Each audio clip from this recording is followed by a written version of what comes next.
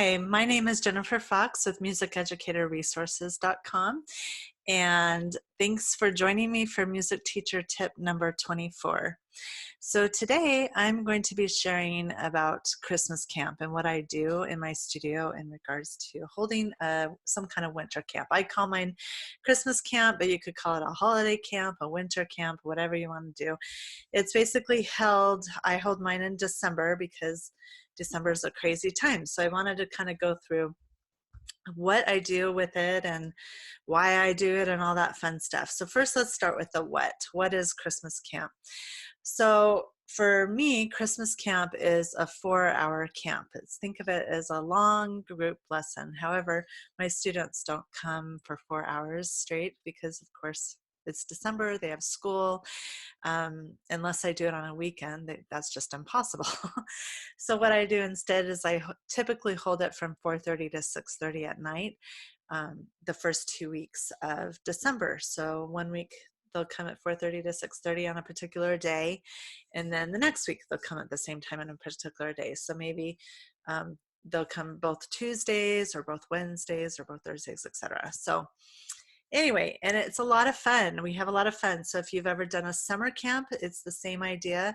It's just 4 hours instead of maybe a longer summer camp that you might have. So think of it as more of a music workshop.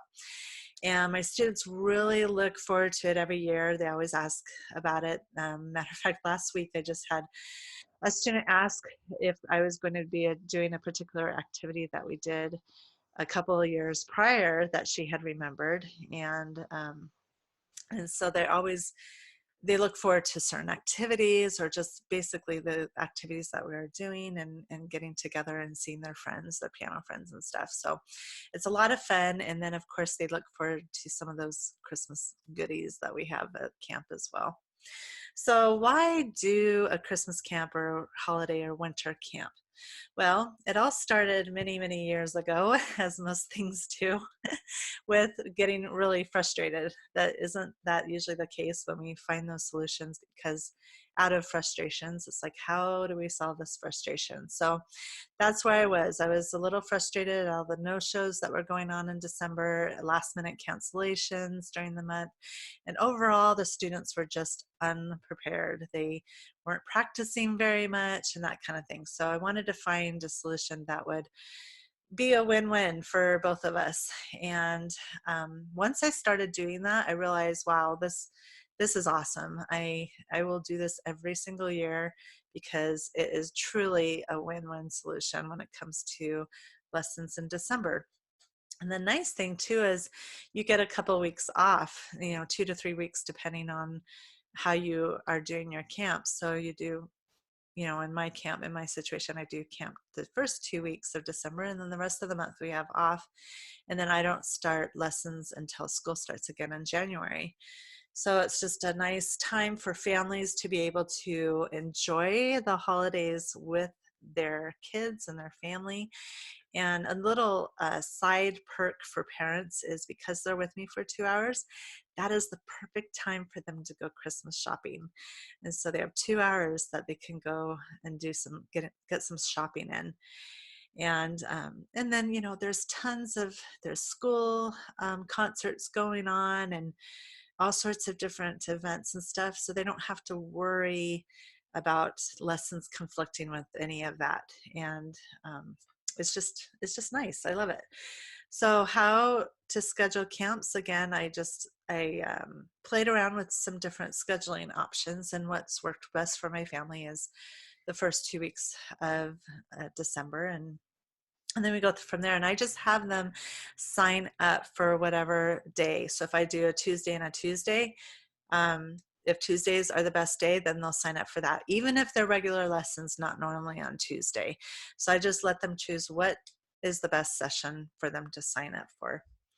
Now, as far as what to charge, this is totally up to you, of course, but my Christmas camp is just part of my yearly calendar. So they pay the same tuition as they would of a regular month of lessons. Makes it nice and easy, keep everything the same.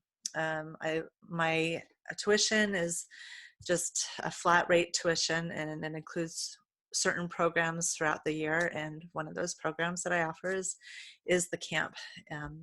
in December. So what do you do at this camp? There are a ton of different games and activities that you can do. I have a bunch in my store. If you go to digitalmusicresources.com, you could find quite a bit there. I have camps, of course, that you can choose from, that you don't have to do a whole lot of planning because most of the planning has been done for you. All you have to do is um, get ready for the camp and get the materials that you need and print anything out that maybe needs printing and stuff. So I make it easy for you as far as the camps go, but I also have lots of different games and activities that if you don't want a full camp lesson plan or anything, you can just purchase, the activities separately. The other thing to think about is if you don't want to do a full camp, maybe you just want to do an hour group lesson, you can take ideas from a camp lesson plan and spread that out into different lesson plans for the years to come. So maybe use part of it for 1 year and another part of it another year. So that's another great option.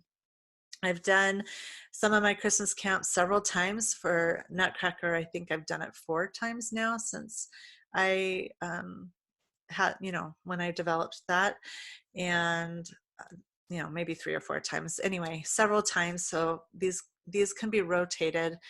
After a while, your students, at 8 years old, are probably not going to remember the same camp when they were at 12 or something. So feel free to repeat them as well.